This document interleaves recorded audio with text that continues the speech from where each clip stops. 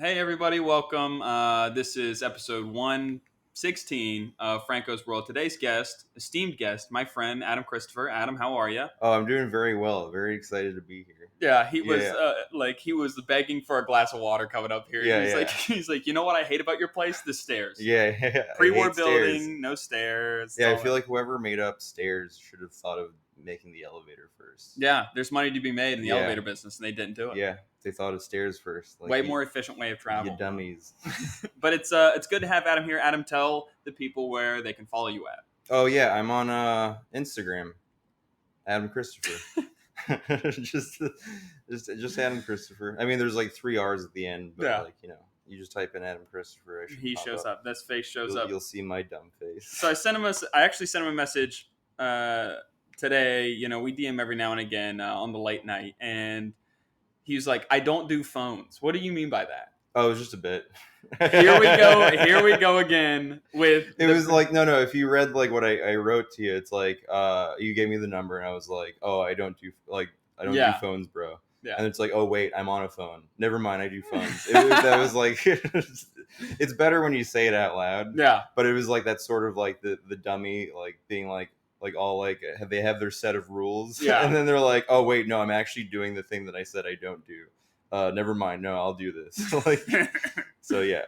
That's one thing I like about Adam a lot. Adam's commitment to the bit, and I get to see it every day, but Adam's commitment to the bit and just like his off the wall creativity, it's like he's one of my favorite people to watch. So you definitely got to follow him, check his stuff out. He's a good guy.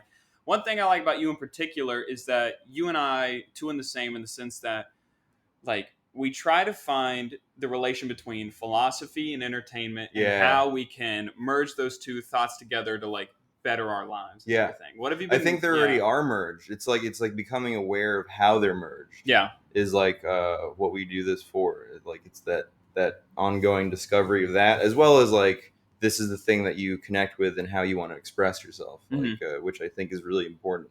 I think a lot of like the crazy shit that happens in the world is because people don't find like how they can express themselves, and they go just like nuts, and they just like do something really extreme, and they're like and they put themselves in very compromised positions. Like yeah, I think self-expression is like super important. Self-expression, that's Yeah. big. And you know, us as creative people, we're trying to find that outlet of like what that is, because I feel like there's something in all of our minds that's like, okay, we have something we want to get out, but then we're also, because we're, you know, entertainers, we have that curse of like how we're being perceived. And I keep talking about perception all the time because that's what the job is. Yeah. We're trying to be positively perceived by the audience. We're always playing with the perception of things, right? And like most of the time, we want to be perceived in a positive light because Absolutely. it just opens you up to the world. Like you're like, okay, this person's not a threat, Right. This guy is chill to be in a thing. Absolutely. Like, we don't mind him. Yes. Yeah. What else should I say on that? Okay, I didn't know. I thought you were going to go off on like some tangent about. No. Yeah, I felt like within that moment I said what I needed to say. See, this is the thing you have to get with Adam. When he's done with something, he's done with something. I like that. And he's also a very caring guy. Have you always been like a hugger? Is that like your thing? Yeah. That's really cool. Yeah, it comes naturally. I mean, of course, I can sense if like someone like there's the body language of like I don't want to be hugged, but it's mostly like people that I already know to a degree. I don't just start hugging random people. Right. Like if it's like a good friend that I haven't seen in a while, it's like yeah, you're most likely going to get a hug. But if I do get the sense of like no, it's just pounds today. Yeah. Like that's fine. Yeah. Well, I don't. I've seen it in a couple of films or something. It's like, oh no, get in here. I'm a hugger. It's all hugs here. Like I don't want to. I'm not. You don't want to be that guy. Yeah, I definitely don't want to be that guy. Forcing the hug. I'm already naturally close to being that guy. That Yeah. if I like said it out loud in that way, it would just fucking. You're the wear my hug at guy. I would guy. be so annoyed at myself. That's like, you. You're the wear my hug at guy. Yeah, exactly.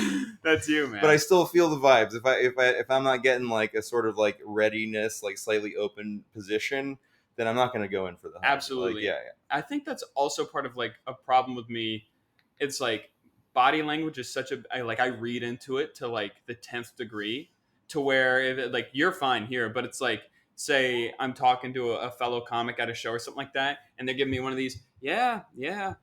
I'm like, oh, I got to stop talking. Yeah, I have to stop dude, saying good read. words. Good read. Yeah. You can tell also just like by how they like if their attention's like on you the whole time. Yeah. then you're good. If you see them like fleeting, if they're like moving their head, Yeah. that's at least how Fleeting. I read it. They're looking for an opportunity Yeah, out of there. yeah. Oh, there's someone over there there's something other than this going on Yeah. over there that I can talked go to that to. guy once. Yeah, Yeah. yeah, I'll go over there. yeah.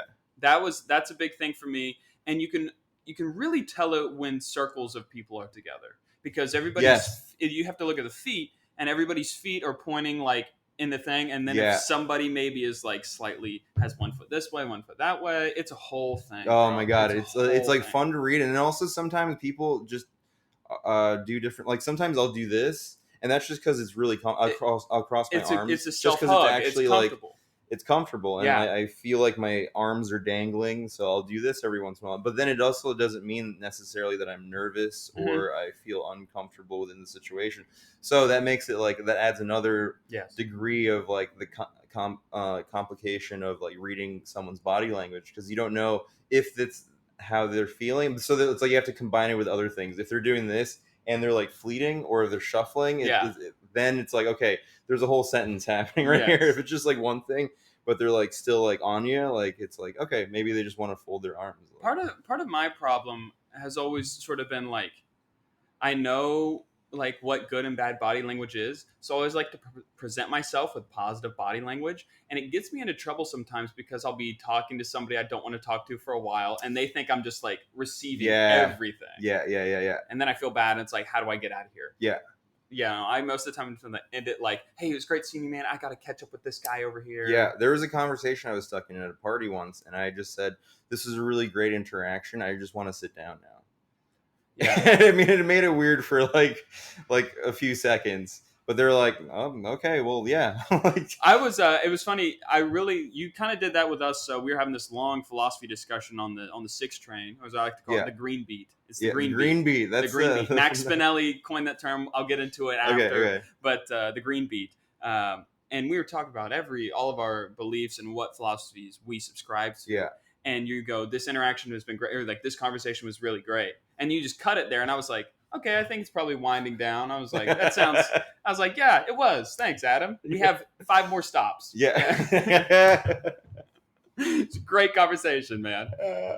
Yeah, that was a really great conversation. Yeah, sometimes in that sense, like it wasn't really like to conclude it. No, it was like it's like when I get to a certain point of excitement over a conversation, it's like I need to like that's my way of taking a breath and being like, I really like what's happening right here. Yeah. This is really cool, and then like go back into it. But then it allows me to like just not get so overwhelmed by the excitement, right? Because at that point, I think when I get overwhelmed in the conversation, then I start just saying stuff to express my excitement, but not necessarily like I just start talking out of my ass, because it's like I'm just so excited to like be talking about these words, right? Like, you're just saying words, you're just saying words just to say them. Yeah, I like to say they're prosthetic. Yeah, exactly. So like to keep it at a certain baseline of like, okay, cool, I really like what's happening here. Yeah, I want to like keep the ball on this sort of. It's like me highlighting like I really enjoy this, like.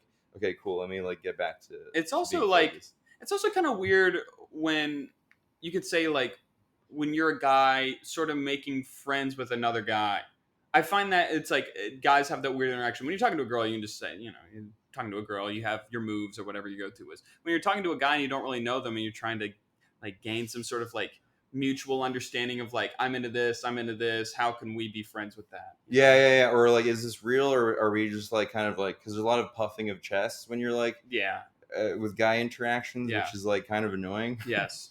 So I mean, luckily I don't the one-upsmanship. Yeah, the one-upmanship, and like I just want a good conversation. Yeah. So it's like it's not like it becomes sometimes like a conversation that then just goes into like a bragging contest, right? Like a very subtle kind of bragging contest. Absolutely. The fish always gets bigger, and this guy's like, oh, I've done this spot. Oh, I did this spot. I'll tell you what, this one time in France, and it's like, okay, dude. Absolutely. But I want to get to the green beat thing. So the green beat. Oh, wait. Before you get to that, I need to go back to the body language thing. So I was doing a show once, and this guy was like this the whole time with his arms crossed. In the front row? In like the third row or something. Mm-hmm. And I was like, looks like everyone's having a good time except for this guy. And then he's like, no, I'm actually having a great time. I'm just cold. And I was like, oh, that's so funny. And like, that's why I'm wearing sleeves. Like, everyone else here is so cold. You've been here. Like, I just riffed on that for a bit. But like, just to go back to the point of like there's more to body language than just like that Yeah. one thing that you see that you've been trained to be like, oh, that's that person being uncomfortable. It's like, no, Yes. that guy was actually just cold, Yeah. but he was having fun. I dated a girl for the longest time that every time she'd get in my car, it seemed like she would like sit like this and do one of these, and I'm like, do you even like want to be here right now? Yeah. She's like, yeah, I'm just comfortable. Like this is how I sit. Yeah. It's weird, man. Yeah. People are weird. And you have to like just take them for their word at that time, like, Yeah. and then over time you'll see whether that person. And then over time you're like, oh, she never loved me. No, I'm just kidding. yeah. All right, green beat. Pardon. Thank you Green very beat. much for the segue or for the detour. But Green beat. So the other night after the show I did at the cupboard, the whole gang was taking the 6 train, and I'm not a fan of the 6. I prefer the Q, obviously. Q's great. The Q oh is my god, elite. dude, the Q is so good. You would take the Q after this? Yeah, All I'm right, down. I'm taking the Q Yeah, after yeah, this. yeah. At least a few stops. At least, and then Yeah. this conversation has been great. Yeah, exactly. One of those, and then I'll just sit in another seat. Just if you just moved across from me, dude. Like my ego, not even ego, just like my morale would just be like, whoa. Like oh my that. god, dude. I couldn't do that. To you. I couldn't do that to anyone. Like, so there's like an MTA cop, traffic cop, or somebody, and it's like this is like 12:30. It's late. It's late. Show's over. It's late, and this police officer might maybe have some sort of facial deformity. Maybe he's got something going on, and it's unique, and it's not great. yeah. It's not aesthetically pleasing. I mean that with the utmost respect. Does he have like 2 faces? Nah, like one smaller face coming out of his. It's just like Quasimodo something Right, going okay. on, and I'm trying to focus, but we got the watch thing going. No, I'm just kidding. No. I actually just put on Do Not Disturb because I just great. got a few texts. That's so my kind bad of you. for that. Yeah. That's kind of you. So you have this deformed police officer, and I'm like, it's probably good that they put him on like the night shift down here, like underground, hide him from the public. Yeah. And Spinelli away goes, from the bell tower. Exactly. And then Spinelli's like, yeah, they made him walk the green beat. Like, how cops walk a beat. Yeah, okay, They cool. put him on the green beat. Oh, dude. So now the 6 train, or 4, 5, and 6 are all green, right? And that's also why we do this, man. The excitement of like morphing the language. Yeah. Like the green beat it just sounds really cool. I ran that by 2 more It sounds people. like something from like the 60s, like that, like hipsters from the 60s. Yeah. The beatniks would like say something like that. Yeah, I'm taking the green like, beat. Yeah, you uptown. put that in a poem or something. Yeah. Like, yeah. Taking the green beat, man. Have you always been... Or like a noir. It sounds like a noir, Yes. like detectives are I'm like, working the green beat.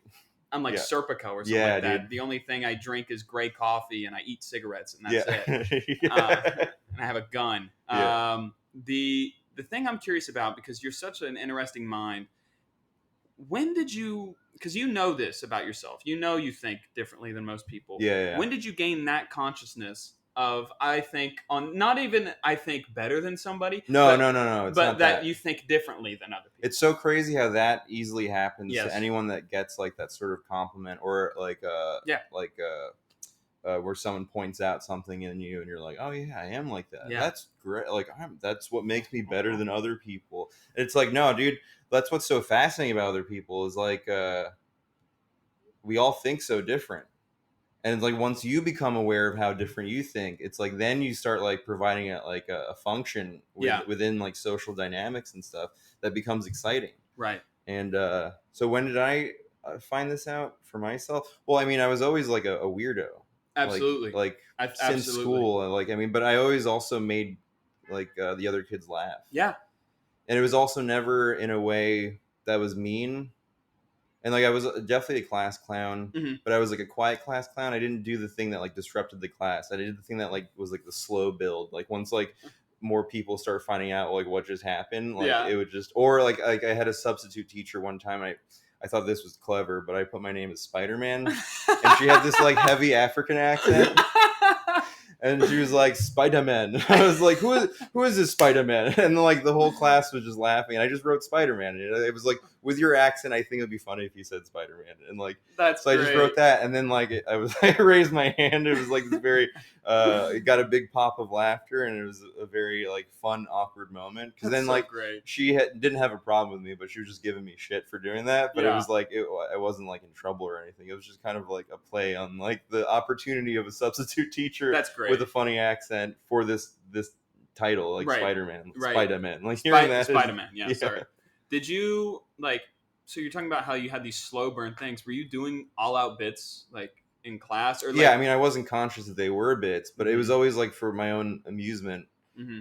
But for my own amusement to see if I can get people to laugh. Yeah, 'Cause yeah. it's not just like I'm like sitting in the back like Maniacally it's laughing. yeah, like I made myself laugh and no one else. Like Yes. yeah. I definitely can relate to that as a kid and everything. Like it was never like, oh, I'll do this because I think it's funny. I'll do this because I think it's funny, but I also want it to get You want a that. certain set of eyes to see this Yeah. thing and appreciate this thing, which is like, yeah. Oh, dude, sometimes even at like open mics or like there'll be like just if I see a few comedians that I really love, like Yeah. it's gonna be like my performance is gonna be kind of geared to them, or Yeah. like just because I love their laughter and like also that sort of return of like they've made me laugh so much, and it's like Yeah. if I can get you guys to laugh, this is so exciting. I did this one time where like Jill Wiener was like a great comedian, by the way. She was in the audience and I haven't seen her in like maybe 2 years or something, and she always made me laugh. Yeah. And I was at the comedy shop actually, and then I was like, by the way, this set is dedicated to Jill Wiener and Jill Wiener only. I don't give a fuck if any of you laugh. And then I just did my set. I love that. Yeah. Love that, man. Yeah, going back to me. Yeah. No, truly.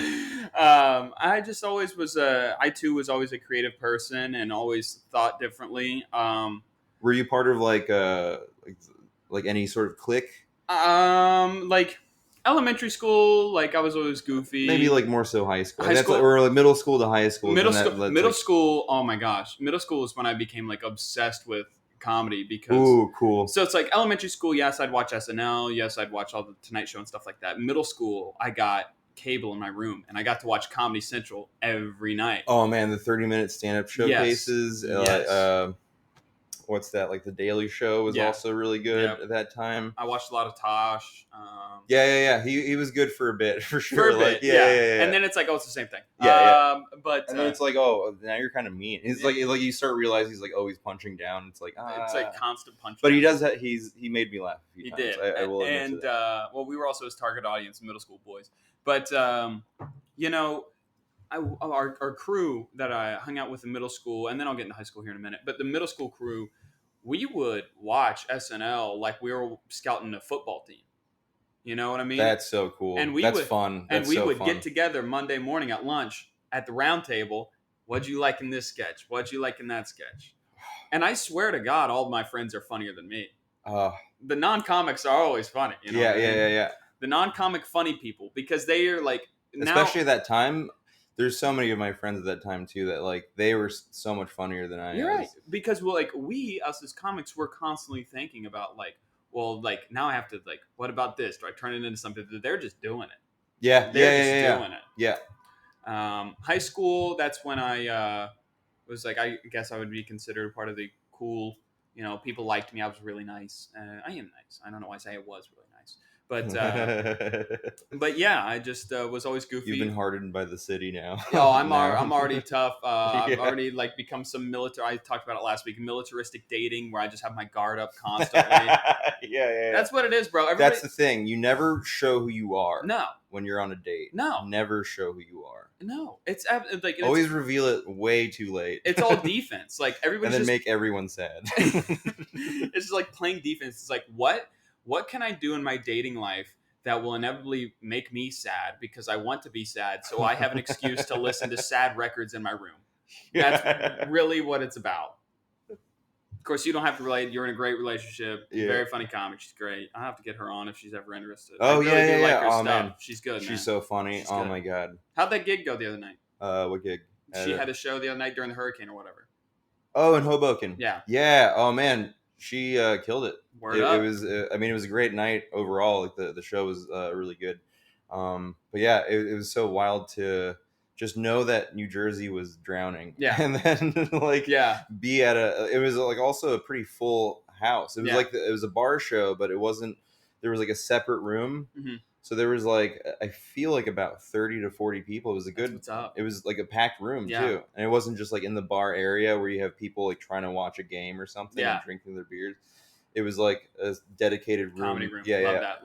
Like the shop. Like comedy shop. Yeah. Exactly. Love that place. That's, It's so funny. I did the mic at D2UT, like right down the block. Oh yeah, man. And like, I got the warning for the. Oh yeah, you got soaked. Were I you got like, soaked. oh my god? I got the warning for the tornado, and in the middle of the show, I run to Key Food, get groceries, run them up here, then run back down to DTUT, change clothes obviously because I'm soaked. Yeah, and yeah, it's yeah. like I'm like, are we just all stuck in DTUT like forever? Like, do we live here now, bro? Did you say that? No, I didn't. Yeah. But it was like really like the place was leaking. I felt bad for the guy, but it's so funny. So your girlfriend, really really funny comic. That was like the first person I saw when I moved here.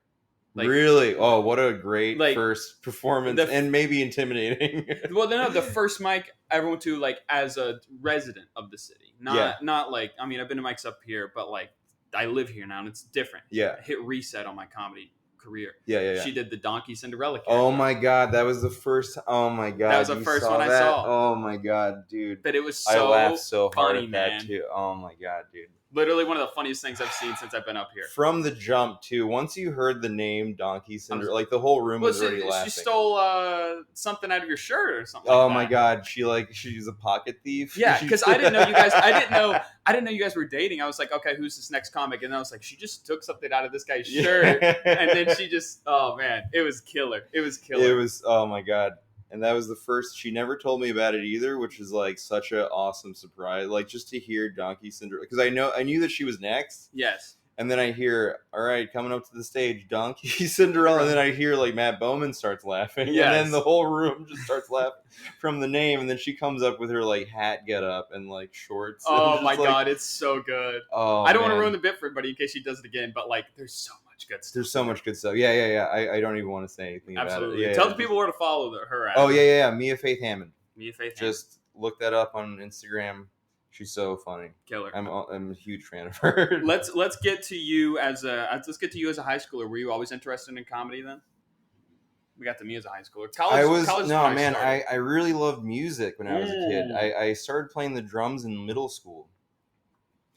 And middle school is very formative. But it's almost subconscious. Yeah. It's subconsciously formative. You get to be the best version of a kid. Yeah. And in high school, you start like, oh, I'm starting to like morph into an adult now. Let me start being a dick, or I'm more scared of the world. Like I'm heading out now. I'm becoming older, and I still hate the world, and I'm so scared. It's like these two extremes are like battling in you. I always thought middle school was like the most interesting time. To me, I definitely had more fun. I think it was the funniest time. Yeah. That's when I got like it was my time. So it was like I got like CD albums of like Chris Rock. Nice. I got like Adam Sandler, like nice. Eddie Murphy. Nice. And just listening to that, and like MP3s were just coming out at that time. So it's like, oh, I just downloaded like this new bit from Chris Rock. Yeah. It was like the car that can only make lefts. Yeah. He's like trying to take out as much as possible from the car to make it as cheap as possible. Yes. And he's like, what about if you took out the right blinker? I only need to make lefts. I love that, man. I'd say for me, like the early stand-up specials that like really got me into it, man, were like Patrice O'Neal's Elephant in the Room. And I think I told you about, I don't know if you'd seen it yet, but Patrice O'Neal's Elephant in the Room, Chappelle's Killing Them Softly. Killing Them Softly, so good.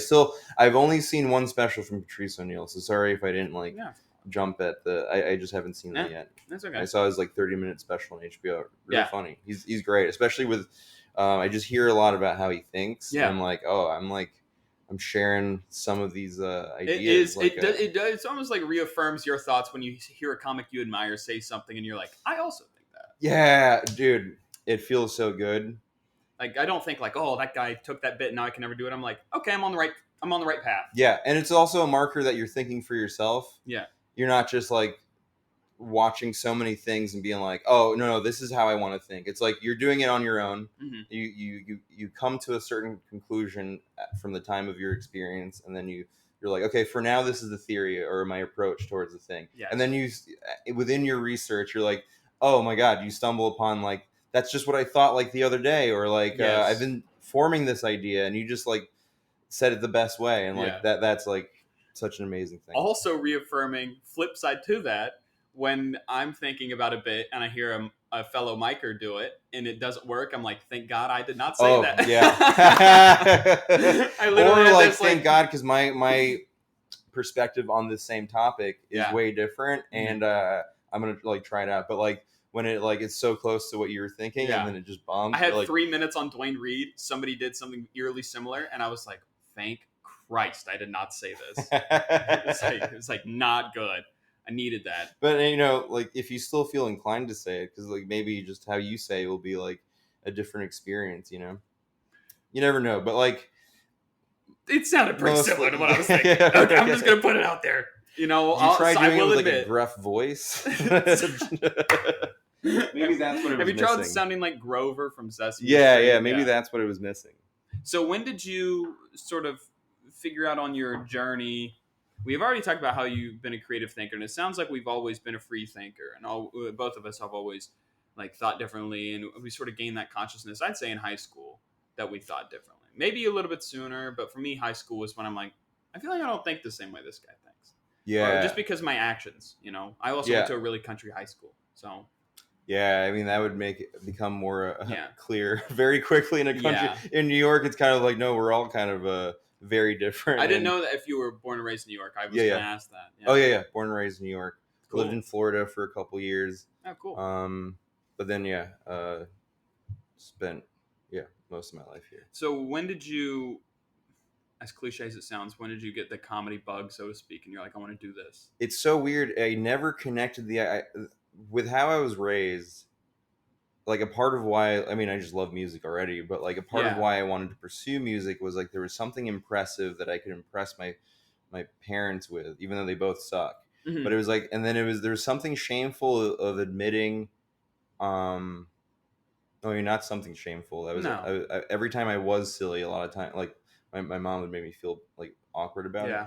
it. Especially like, I mean, when Jim Carrey came out, it was at a time when I was a kid that I was like, oh, all these wacky faces. I love this. Yeah. And like this exaggerated way Yeah. of being. I didn't like mimic him completely, but like I was definitely like, oh, wow, he's having so much. I want to do this. Yeah. But then he's every time having I like fun. did something eccentric in my own way, it would be kind of like made to feel like embarrassed, or Right. however my body or mind interpreted it, I felt embarrassed. Okay.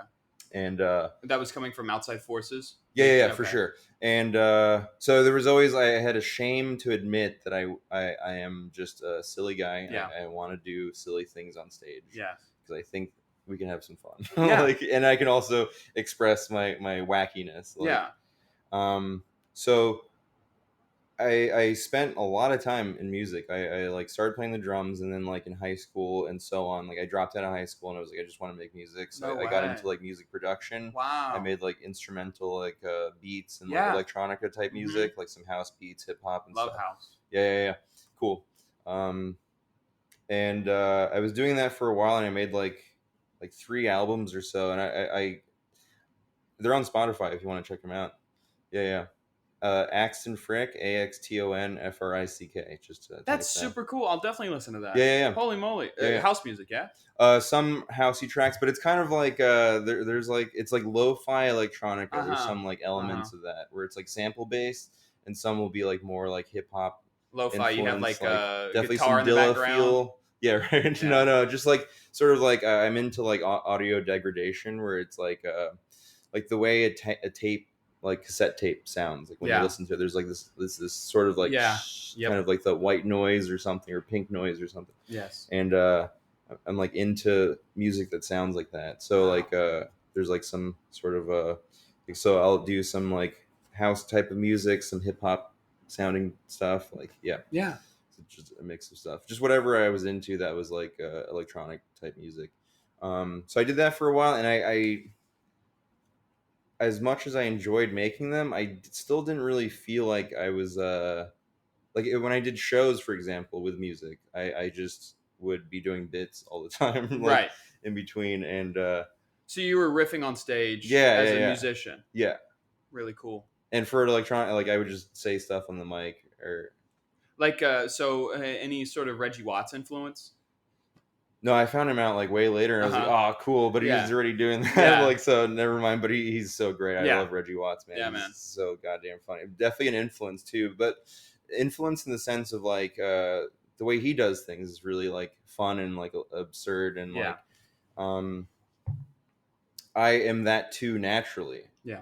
And so like finding that like kind of style, I'm like, oh man, I've been doing this like my whole life, but like doing it really shy and like only to like a few people that are my friends, and never repeat it. Like I would never repeat a bit because I would be like so scared that I would never be able to like say it the same way. Right. And like that crushing feeling of like not getting the same hit as the first time. I mean, now I don't give a fuck. Like Yeah.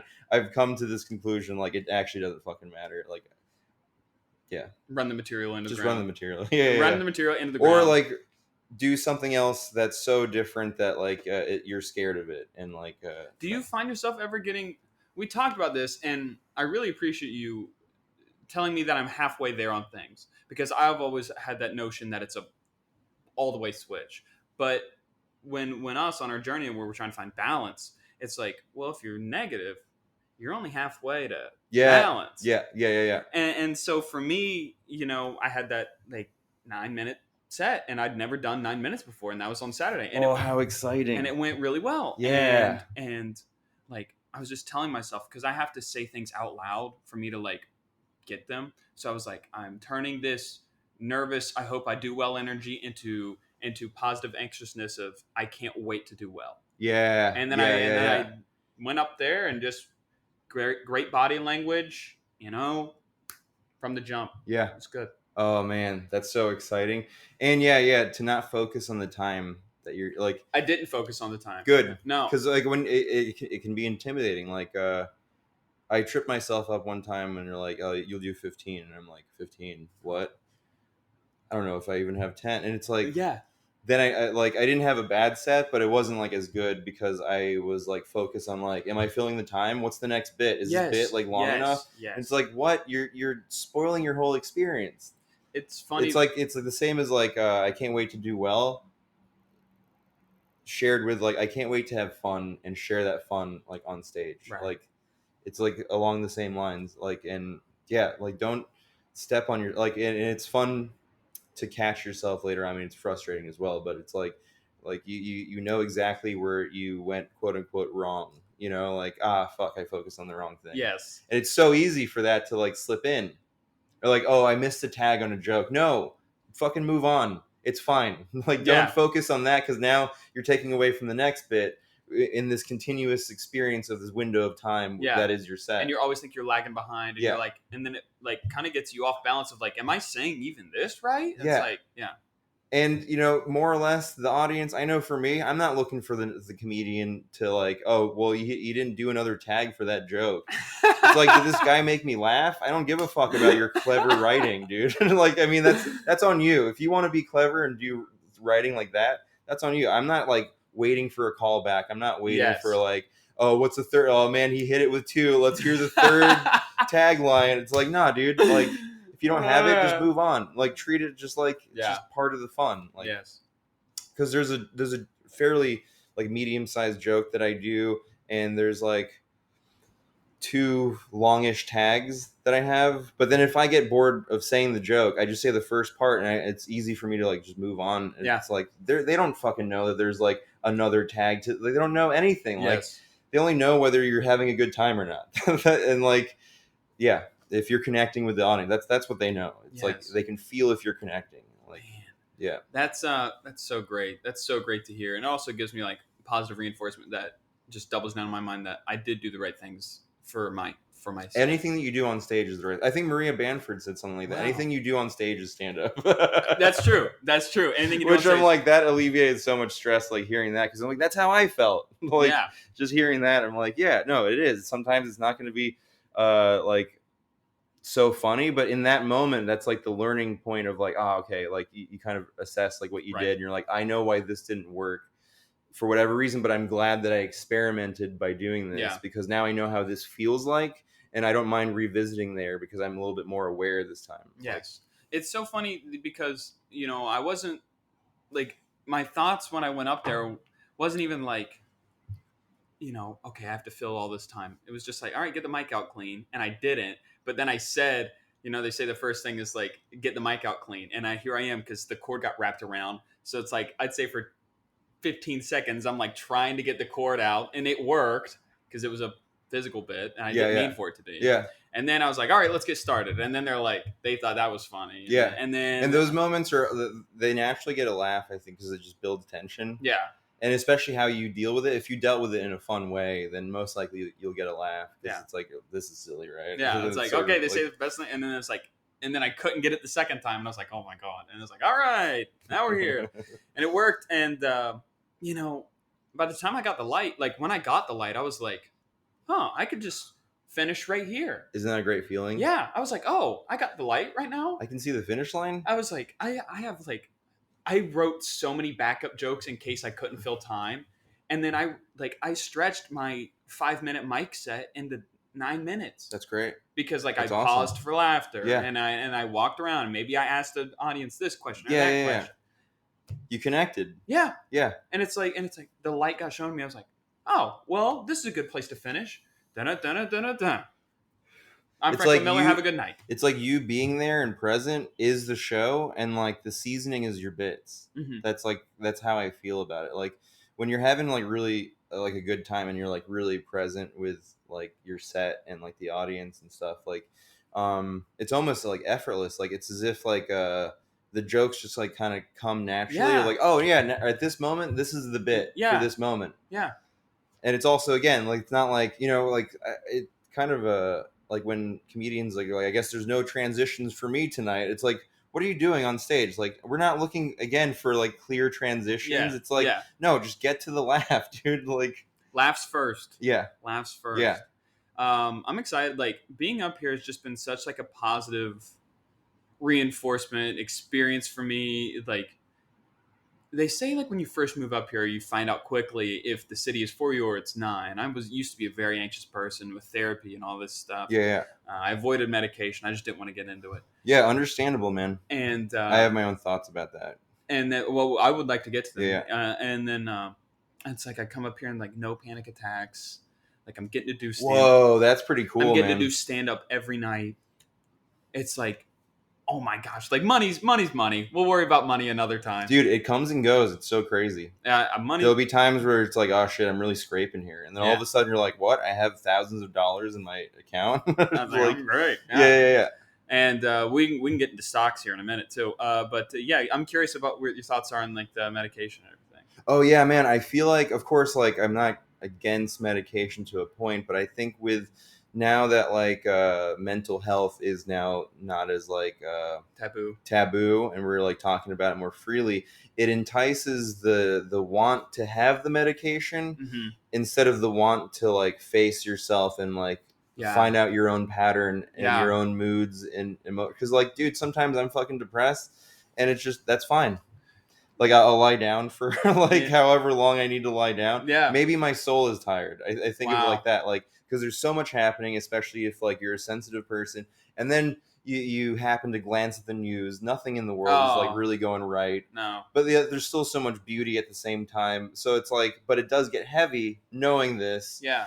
And yeah, it's understandable if you feel depressed. Like there's so much stimuli going on, and especially with social media. I mean, I already spend, I feel, too much time on it. I'm only spending about like 3 hours a week.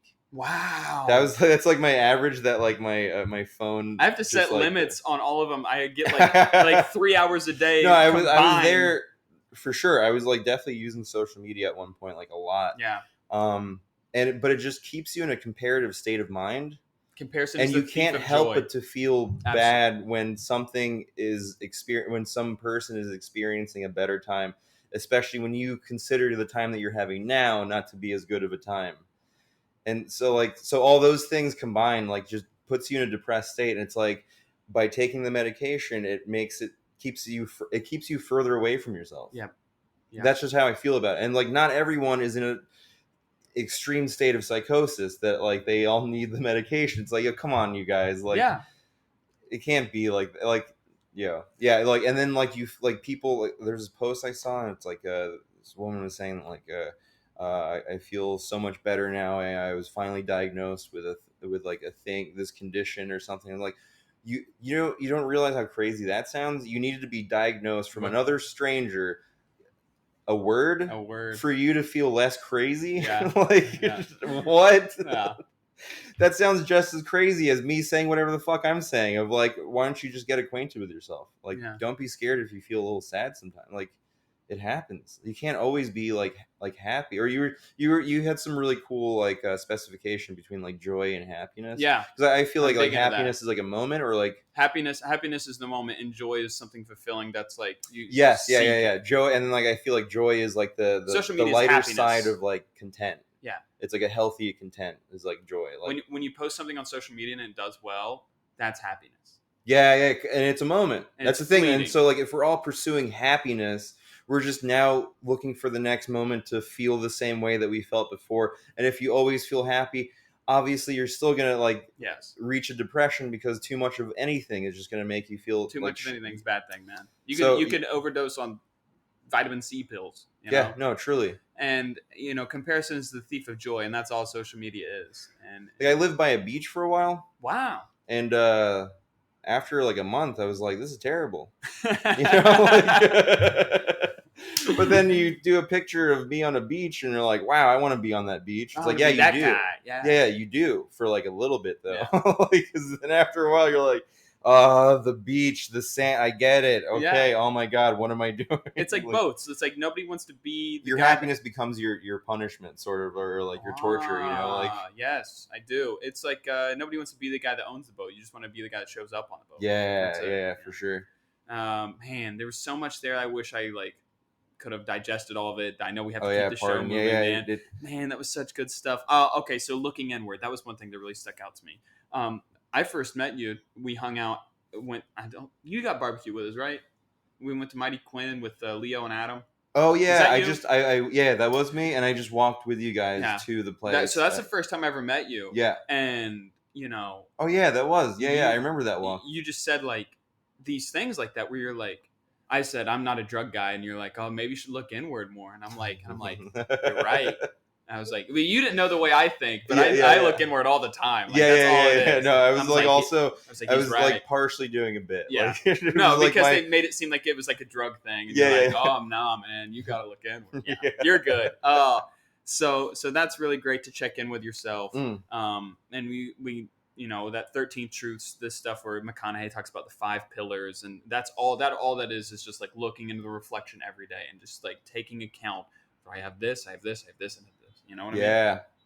It's just Oh man, that's like a good exercise to then, because eventually, like, because I started doing that on my own, of like just being grateful for what I have. yes. But then it's so cool because like once you like exercise that ability to do that, you naturally like become grateful of things, and that's where the moments of like It's called the I really enjoy this reciprocity. It's called the conversation. reciprocity of gratitude. It's a thing. Whoa, that's a thing. It's a thing. Oh, dude, now I'm getting fucking goosebumps. The reciprocity of gratitude. It's like, I'm grateful. Like, I had to work on that a lot because I used to be really negative, and I thought I was grateful, but then I started doing the things. There's a shallow gratefulness. It was Like, no, very but I am shallow. being grateful, but Yeah. still everything sucks. It's like, like, no, you're actually I don't have not cancer. connecting. I don't have cancer. I'm so grateful, and it's like, no, it's like you're saying it with such an angry tone. I don't have I'm cancer. so grateful.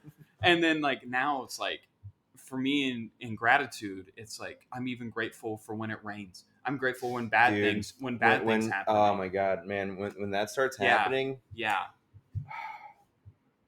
like I did a set once, and I did so well, and I went home so feeling so depressed on the train, and I was like, that makes no sense. And when I was thinking about that, I just started laughing to myself. I'm like, this is too funny. Like, are you kidding me? Like, one of the best things to happen that we kind of like look for in an experience of doing stand up just happened, and yet I feel so sad. Like, dude, that's actually quite fun. It's and then funny. like it got me funny. to like kind of invert that feeling into like, yeah, I mean, I still then like it starts like it's as if the storm cloud is like drifting away. It's like it gets lighter. It starts getting lighter in your soul. Like it's. I got loosely stood up by a girl. That's right. I mean, it's pretty. I got loosely stood up by a girl, and I was like, well, I'm not getting that money back, but I'm still going to the Mets game by myself, and I had a great time. That's also cool too, that you didn't dwell on that what could have been something that you dwelled on, like, Yeah. it's because I'm a piece of shit. No. No one likes me. It's I was like, okay. dude, I used to be like in that state of mind, and it's so crazy. It just you just end up making everything sad, and everything is already sad enough. Yes. Like, and you can find so many things that are actually like really cool about your Yeah. life. So the fact that you were like, all right, well, I'm still gonna go to this Met game. I literally, I'll show you the video after I have it on my phone. Like I was gonna like. And then I realized how dumb it would be to post something like that because like those TikToks always blow up. Like people are like, "Oh, I have nobody to go to the game with me" or something like that. And I was like, "I'm not doing that, dude. Was, yeah. And but I took a video of myself and sent it to my buddy, and I was like, and I'm just dying laughing. I was like, "Whatever." Like I guess I'm going by myself. Like it was fun. So but then funny. it's fun. It's like you took yourself out on a date. Yeah. Paid $30. Did you get a hot dog or like I don't know what do you like to do? Yeah. In a baseball game? Okay, so did you get a beer and a hot dog. Yeah, so I'm like I used to be a pro baseball scout. Did I tell you that? Oh yeah, I think you've mentioned it on stage. So, man, it's not important. It's bad. It's bad act. So have you ever seen those old people with like the score books and they're like keeping stats of the game that's going on? I sit there and do that, but I do it. I do it to like an extreme degree, but not in like a jerk way. Like I could still sit there and have a Corona and like talk to people around me and be like, "Oh, that was a cutter. That was a slider. Oh, it's a curveball." So you're like that with like baseball. Yeah, that's crazy. Yeah, I can really break it down. Wow. Man, I'd like to go to the game with you. But I don't do it in a way that's like, no, you need to know this. So they messed this up. They'd be like I'd be like, so they did that. It's kind of cool. Like, yeah. Like if somebody doesn't like baseball, that's fine. Yeah. Like, it doesn't matter. Like it matters to you. That's fine. Like, well, it's good to have things that matter to you, but it's also good to be like, just experience stuff. Like even if you don't like baseball at all. Oh yeah, that's what I'm saying. Like, like to hear your like, the way you see baseball would be really fun. I'm not a painter. I'm not a designer. I'm fascinated with hearing those people speak. Yeah. I'm not a chef. Anthony Bourdain could have. May he rest in peace. Yeah, rest in peace. Say, he could have talked my ear off about cooking. But that's so cool too because by having that sort of interest in other things, and I love music. I love musicians. Yeah. I love musicians too. But what's cool about doing that, I feel like what I've noticed for myself is you start to see the crossover with the things that you do love, and like what they're saying of how they love their thing. Yeah, and you're like, oh man, there's like. It's just the passion. You just appreciate the passion for something. Yeah. And the thing I was holding on to at the beginning of the show today, I found out. So I'm on 94th Street. Bourdain used to live on 94th Street. That's cool. And I walk by his apartment all the time to go to Central Park. Yeah. I may have taken a picture of the building today and sent it to my friend, but that's just a for me thing. Yeah. And it wasn't like creepy. I'm not like in the building like Anthony Bourdain. He lived and died in here. It's like nah. That's like. But you gave it some light for a second. I was like, this is really cool. Fanboyed out. Oh, I fanboyed a little bit. Yeah, for sure. No, dude, understand. I literally go to sleep every night on YouTube. They put a lot of the old Bourdain episodes on YouTube. No reservation. Parts unknown. Not parts unknowns. I think it's no reservation. No reservation. Yeah. Oh yeah, man. It's not. That's part of why I wanted to move to. That's why I did move to Portland, Oregon. Like, wow. Because he did an episode there, and like he like covered a lot of like the food carts and stuff. I'm like, that's a fun. I prefer no reservations, Tony, to parts unknown. Yeah. Or to shoot, I got that backwards. I prefer parts unknown, Tony, to no reservations, Tony. Oh, really? Okay. And it's just because that's one I was introduced to. Oh yeah, understandable. So, yeah. Had to. I haven't watched enough of the other for me to. He did an episode. The thing about him, and I'm trying to steal this thought process from him, because it always seemed like he had the perfect balance of being able to make cunning, clever, almost snide remarks about things, but somehow keep it positive. And I know what you mean. Yeah. He's like, I'll never try that food again, and it's like. I mean, he's saying like this. But here with the people, like this is how they influence like patterns and designs used all over the world. And you're like, oh yeah, all right, cool. Yeah, like, he ties it up really well all the time. He did an episode of West Virginia, no reservation or parts unknown. God dog it, I keep getting that backwards. And it was just so refreshing to see somebody who's an outsider, because West Virginia is a very unique state, and he came in there and he just treated everybody the same.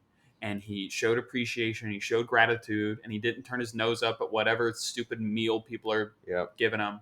You can and I've never really been a food person. Like I honestly used to have an eating disorder. I was afraid of it. That's why I'm so thin. Yeah. But I just you can learn so much about somebody by sharing a meal with them. Oh yeah. Even from the way they treat the server. Yeah, the way they treat the server, how they eat, what they choose to eat first, like yeah. It's all that stuff, man. Do you have so I'm very curious because you said you're a big music guy. I'm a big music guy, and they always say comics want to be musicians and musicians want to be comics. That's what they say. Do you have anybody that you really admired as a musician? I liked a lot of electronica. Hmm. There's this like drum and bass guy that I listened to when I was a kid. Like in middle school, I was introduced to him. Goldie, Don't know Goldie. but it's like drum and bass stuff, so it's like really fast, like percussion. Oh, And, word. like heavy bass, like with like some like ska like samples. Ska. Yeah, You were a ska guy. That's interesting. no, just ska samples. Like come put- select and then. Oh, you're talking about like so ska. I mean, I do like ska, but like original ska, which originated from like in like Jamaican Yeah. reggae music. yeah, Yeah, I'm a big music guy. Yeah. And most people think ska. They're like old '90s college band. No, Oh, no. what? It's like old reggae stuff. That's where it comes from. Yeah, that's where it comes from.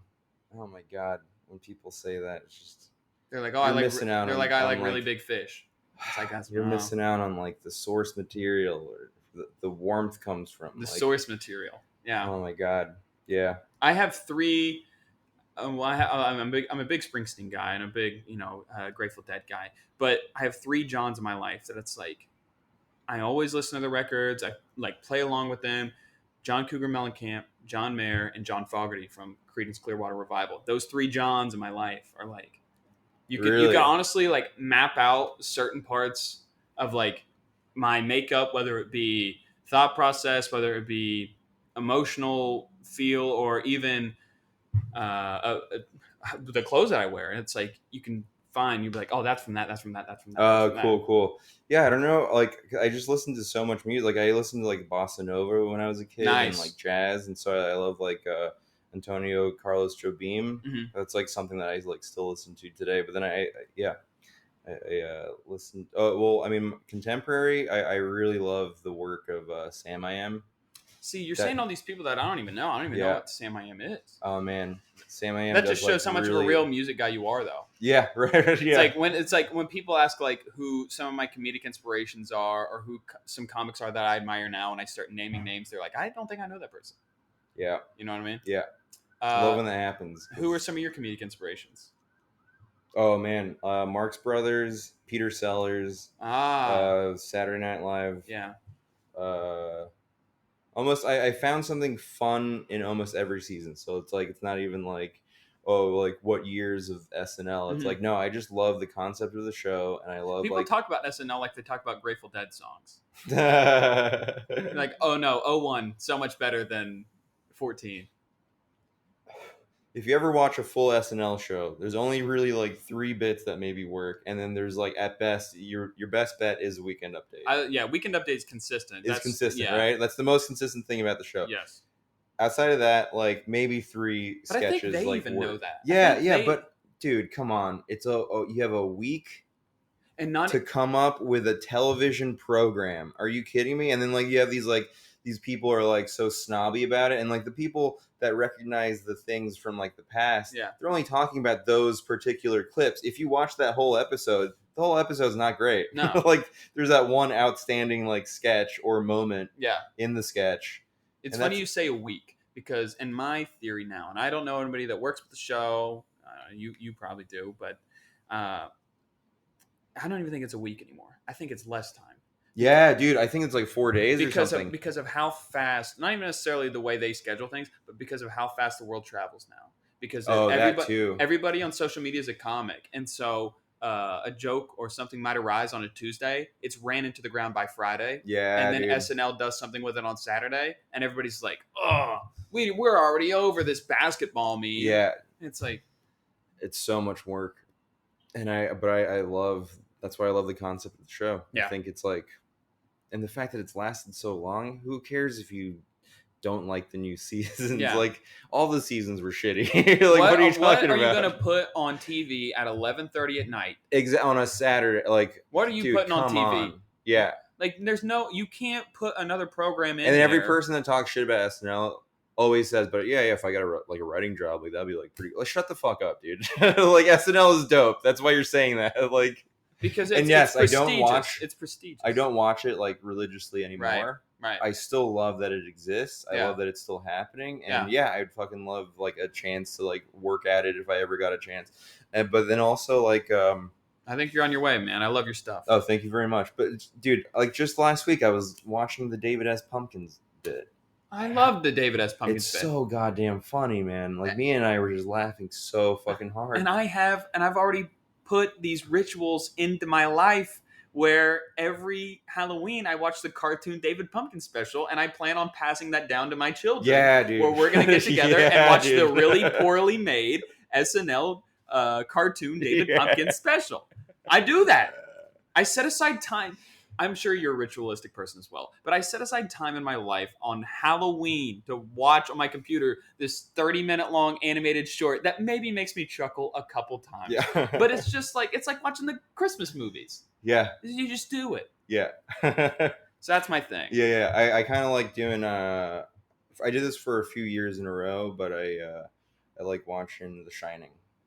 It just sets such a tone.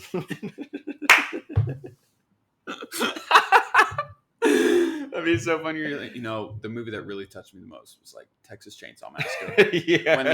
When that came out, and there's such a that's a ritual I'm gonna pass down to my kids. I did hear something that like in the end when he's like swinging that, you've seen it, I presume, when he's swinging that chainsaw, it's like there is like some sort of metaphor there or something like that. Somebody said in the Texas Chainsaw. Somebody said the Texas Chainsaw. I was like, wait. Somebody said it was like a gay metaphor. Let me see this. You keep talking while I'm like, typing. It's like is that like a like he's penis coming? or something? No, he's like coming. That's funny. He's coming out like they. Damn right, it's funny. They like hide him in like this closet because he's like an abomination already. And he comes the out. Symbolism begins when he comes out of the closet and he's dancing in the sunlight with the chainsaw. I don't know. I swear this is something I heard. I just typed in Texas Chainsaw Massacre gay. I don't know what's gonna pop up. Chainsaw Massacre gay metaphor. Okay, this is great. Banter here. No. Okay, I think that's just a dream I had one time. Okay. Or maybe you saw the symbolism. I was like, oh wow. Well, I did have to take a couple. But I mean, like, if the character starts in the closet already, that's like already there. Yeah, it's already there. I had to take pretentious film classes in college, and you had to write these like. When I was in college, I was a big movie guy and a big stand-up guy, just because I was depressed and I just watched Netflix all day. Yeah. And so I thought I could work in movies and see things differently. And I was like, why would anybody want to make a film? Like I couldn't do that. I could not do that. Too much work. It's a lot of work. Too much. Oh my god, dude! Stand-up's already hard enough. I don't want to focus on the movie stuff. Focus on one thing for now. Yeah, that's life's. They say life is hard. Focus on getting really good at one thing. Yeah. No, truly, dude. Because I want to make a movie for sure. Yeah. I have like a few like that's awesome, man. drafts of like things, and but I know how much work that's gonna be. Dude, I filmed. I helped out a buddy film his like pilot. I just like filled in, and I had like 2 pages of dialogue I had to like read. Yeah. And then we were on set all day, 12 hours. Dude, that was intense. It's so intense because like work. Not only do you as the actor have to memorize your lines and also like be able to act accordingly to what the character is, but you have the sound guys. Everybody's you have there. The lighting people, and they're all keep in mind of like continuity. Like we have to do this take again because someone spoke over the microphone. Yep. Like all these things, it just delays. Dude, like everyone's acting on the movie set because everyone's acting like they have enough patience for all this, and everyone's like, "All right, let's do it again." Like you just see that they're fucking over it, dude. And it's like if you fuck up your line, it's like, "All right, no problem." Like just do it again, and it's like, "Oh my god, dude." Dang. It was so intimidating, but it was a lot of fun. But it's so much work, dude. On and that's why now I understand like why actors will like burst out and like yell at people. Yeah, it's like a sports team. It's like a director is like hard to work with because they have so much they have to manage. Yep. And like, don't forget to be a nice person. It's like, unfortunately, I'm at my fucking wit's end. I just can't do that right now. I find myself not setting myself in scenes, but I do find myself like walking around the city or seeing something like, and then I'm really big on like music and movies. like on like what would match up well, what Oh really, man, I love that. what sets the mood here. And so it's Yeah. like something comes on as I'm, walking around. I'm like, oh my gosh, with this and this Oh and my, here, yeah, this is good. juxtaposition. But Yeah, that's also that is like part of the creative mind is like yeah. the juxtaposition of things, like finding two things that are unlikely that you'd think of to be together, and then like seeing that they work and stuff. Like that's just all the experiment is, man. Absolutely. Like And we're doing that with individual words, yes, like yes. I like it's so funny. I'm sitting on the subway in the city, and like and this old country western cowboy song comes on, and it's like this like Lone Ranger out there by himself, cool. and it's like You know the song? no, I don't Okay, remember yeah, it. yeah. It was just on like Western Shuffle. Cool, Like I cool. haven't because I'm weird and I listen to old cowboy tunes. No, But so do I, dude. Aaron Copland. Oh my god. and then Copland. and then it's just like I see like this guy, on the subway, and I'm like, this guy's like a Lone Ranger. He's by himself on the subway. It's the duality of concrete cowboy, like my show that I'm working. Yeah. The So rebranding. Oh, that's cool. Like that motif entered your mind of like. I Oh, do I'm like, and then it's like I'll get some like maybe some like purple neon writing, like concrete cowboy, to make it like really stand out. Yeah, or something yeah. like that. I don't know. Oh, it's fun. That's my initial thoughts. Yeah, at least. yeah. And everybody seems to like that name. We've been going an hour here. Do you have any closing thoughts that any ideas that you want to get out there, or anything in particular that you would like to chat about? Oh, just keep experimenting, have fun, and yeah, do you do yourself? Do just yourself. Go fuck yourself. Go America. All right. Hey, thank you very much. Remember to follow Adam. Where? Oh, Adam Christopher. I'm Christopher. He's been a great guest. He's really funny. This is so much fun. This is really fun. Thank you very much for stopping by. I really appreciate it. I consider you a genuine friend. And I can't wait to see what's in store for you, man. Sky's the limit. So keep listening, watching, all that stuff. Get ready for the Concrete Cowboy podcast whenever I get the designers and all that stuff in order. Okay, like and subscribe, all that stuff. And keep taking care of yourselves. I will see you when I see you. Have a great day. See ya.